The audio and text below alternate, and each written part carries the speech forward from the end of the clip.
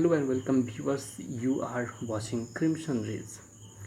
On this channel, finally we are going to cover the ICSE English Literature and English Language. From now onwards, we are going to upload regularly classes on English Literature in which we shall cover the Treasuretrove prose and poetry and the Merchant of Venice scene-wise explanation. Apart from that, we are also going to cover the English language, where we shall discuss about the different topics that are included in your English language syllabus. So the ICSE aspirants, don't forget to subscribe the channel and click the bell icon so that you can get all the notifications as soon as we upload any class on this channel. So today we shall start our journey with a discussion of a poem. I hope you have already seen in the thumbnail the poem written by James Patrick Kinney, The Cold Within. Let us start our discussion. Actually, this poem was written in 1960s, but initially it did not get that much fame. The poet actually got the fame for this poem posthumously after his death. Initially it could not be published because the poem deals with some controversial issues. It's a very simple poem, yet it has some strong message. Maybe due to this it was termed as too controversial. Okay, this poem actually conveys the message to us that if we persist on discriminating the human beings on the basis of caste, creed, religion, race, so it would gradually cause the destruction of human society. It would gradually bring our destruction. We are not going to get anything positive from this kind of prejudice, from this kind of discrimination. Okay, it also shows that the present generation is engulfed by the hovering prejudice, hovering malice, hatred against one another. Okay, so this is going to be the theme of this poem.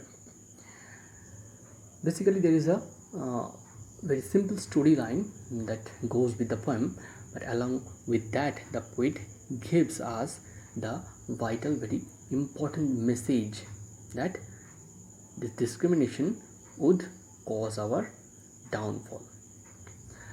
The story is like that there are 6 people. They have gathered at a place, not willingly but due to some coincidence, but the atmosphere was chilling outside. It was very cold, so they had gathered around a fire, but the fire was gradually getting low. Now the 6 people, each of them was carrying a stick of wood in their hand. Now there was a chance that they could give their stick of wood into the fire so that the fire continues to burn, so that they could get the warmth and they could survive. Otherwise there was a chance of inevitable death. Now the fact is that among the 6 people, none of them would sacrifice his or her stick of wood into the fire due to the spite, due to the hatred against one another. Now at last what would happen, that all the 6 people, they would die. None of them had given his or her stick of wood into the fire, so the fire would gradually die out, to be extinguished, and as a result all the 6 people would die and the stick of wood was still held in their hand. That is the story. Now behind this simple story, the poet has given us a very strong, very vital message, which are very relevant in the present perspective. Okay, so this is the background of the story of the poem. Now let us go into the discussion, explanation of the poem line by line. Okay, so the poem The Cold Within, written by James Patrick Kinney. The first stanza of this poem opens like this: 6 humans trapped by happenstance in bleak and bitter cold. Each one possessed a stick of wood, or so the story is told. In the first line, the poet is telling that the 6 humans, he is not telling that 6 people. The purpose behind telling this is that when the poet is telling them humans, he is trying to generalize them. There may be discrimination among people on the basis of various things, but at the end of the day, they are all human beings. Now the 6 people, they gathered the place due to some coincidence, that means the happenstance. That means they had not gathered there intentionally. In bleak and bitter cold, here by using the alliteration bleak and bitter, the poet is actually giving us the idea, the setting of the place, setting of the poem. The bleak and bitter, bleak means the hopeless, and bitter cold, that means the condition was hopeless, the situation was hopeless, and it is not only showing the atmosphere there, the poet is giving us an idea of the kind of weather that was going inside the heart of those 6 people, 6 humans rather. So each one possessed a stick of wood, or so the story is told. Now the fact was that the 6 people, they had a stick of wood in their hand, and they were holding it very tightly, and so the story is told. The poet is telling that he had heard the story from someone else, so that might be a verbal parable which the poet had heard from someone else. Okay, so that's how the setting of the poem in the first stanza. Now let us see the second stanza. It says that the dying fire in need of logs, but the first one hailed hers back. For of the faces around the fire, she noticed one was black. Now the actual action unfolds here. What happened? That their dying fire in need of logs. The fire which was burning there, it needed some logs because it was getting low gradually, and it would extinguish unless it is filled with some wood. So their dying fire, which needed some logs to continue its fire, means continue emitting its heat. Now here the fire, literally the fire here indicates the fire which was burning there, but if we think metaphorically, this fire, the fire of human feeling, like compassion, humanity, kindness and brotherhood. So this fire was also getting low. It was almost on the verge of getting extinguished. So in the second stanza, the lady who, when she found that there was a black person among the 5 people, she thought that she ought not give her log of wood into the fire because she had immense hatred against the black. She was prejudiced. She had a racial mentality. That's why she abstained from giving her log of wood into the fire. Okay, now come to the next stanza. It tells, the next man, looking across the way, saw one knot of his church, and could not bring himself to give the fire his stick of birch. So here we can see that in the third stanza, the next person, when he looked across the fire, he found that there was a person who was not from his church.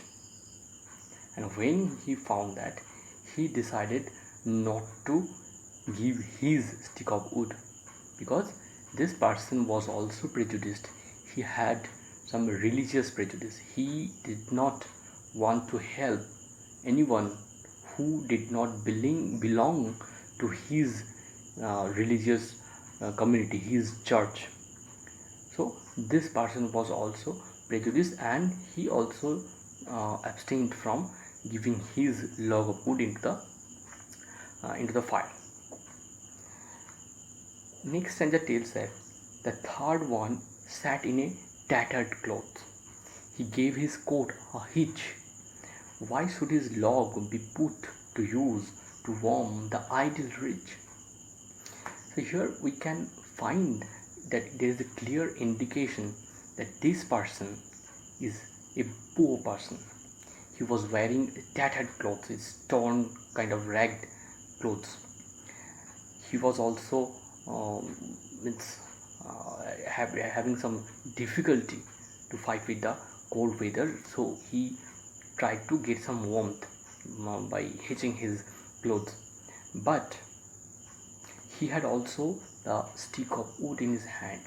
He could give the wood into the fire, but he did not do so. What was his thinking?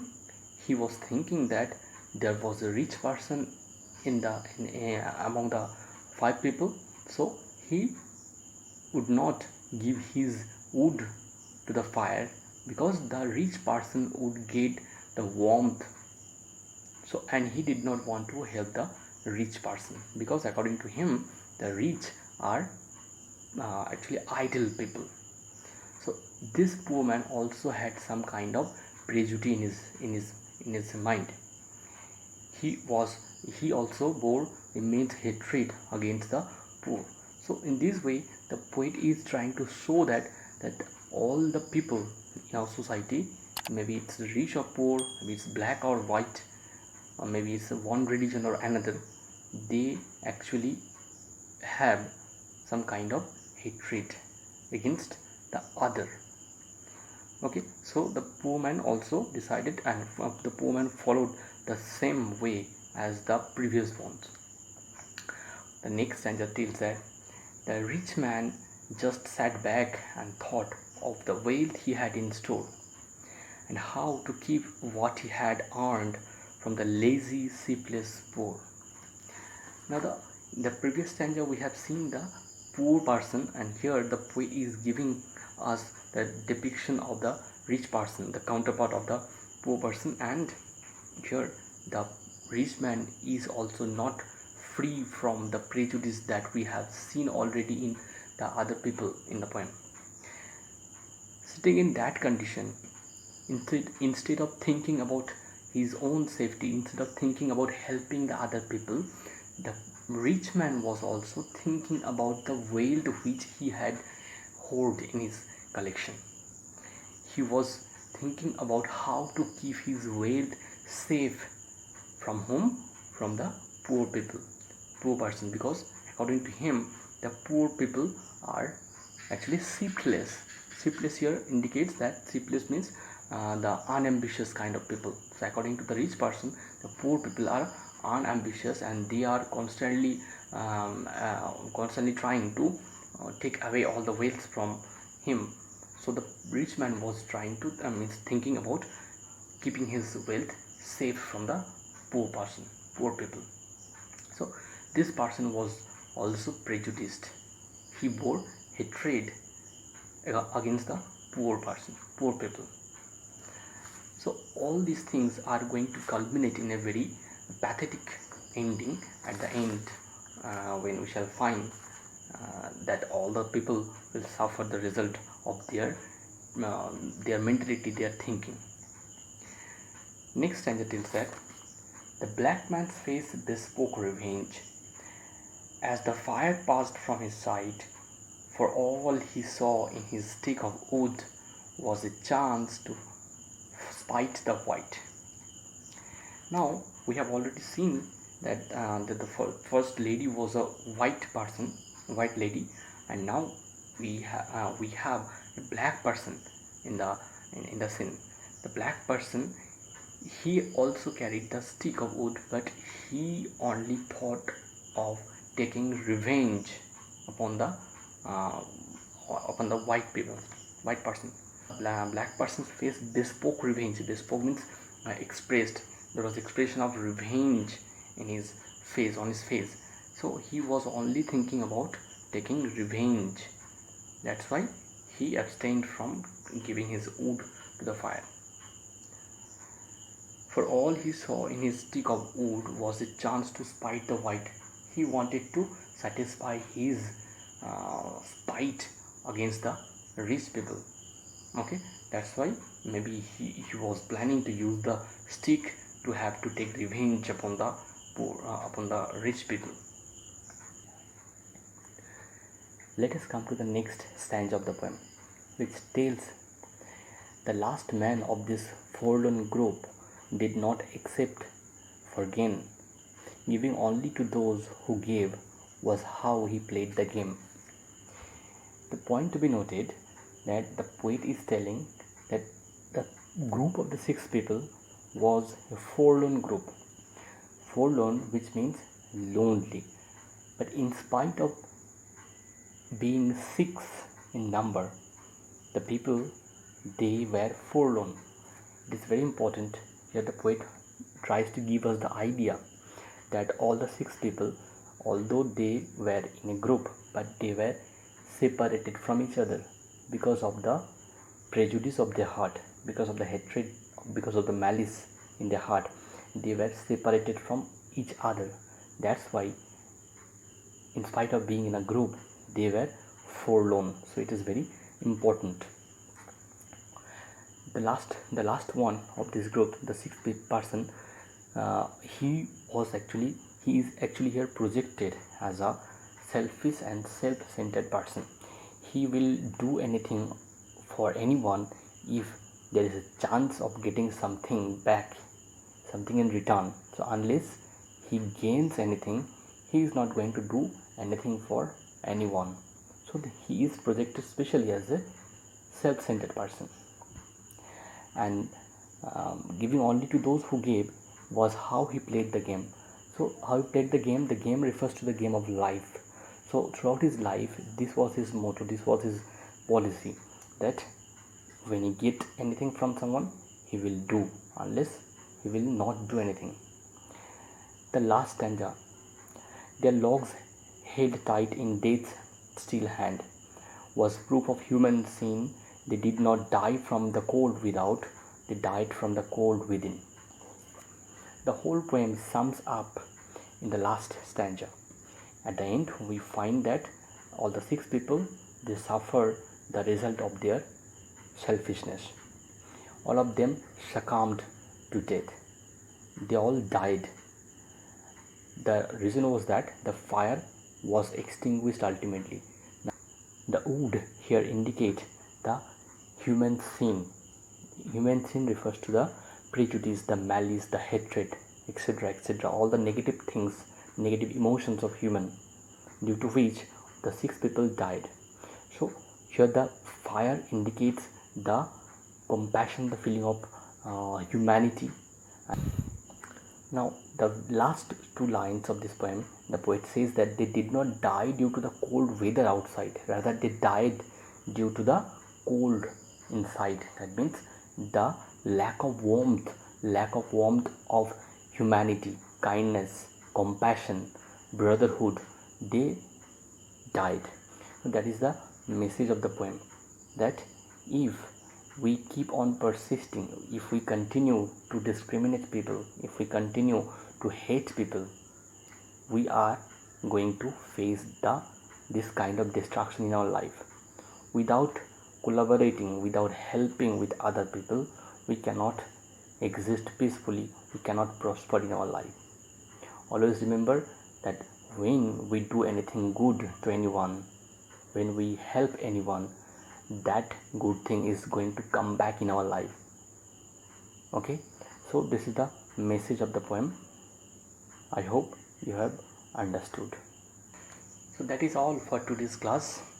I hope you have understood the poem, and if you need any explanation, any class on the workbook solution on this chapter, please do comment, and so that we can bring you classes on the workbook solution. If you like the video, please don't forget to like it, and don't forget to subscribe the channel, click the bell icon, and share it as much as possible, so that maximum number of students get the benefit from the discussion on our channel. Okay.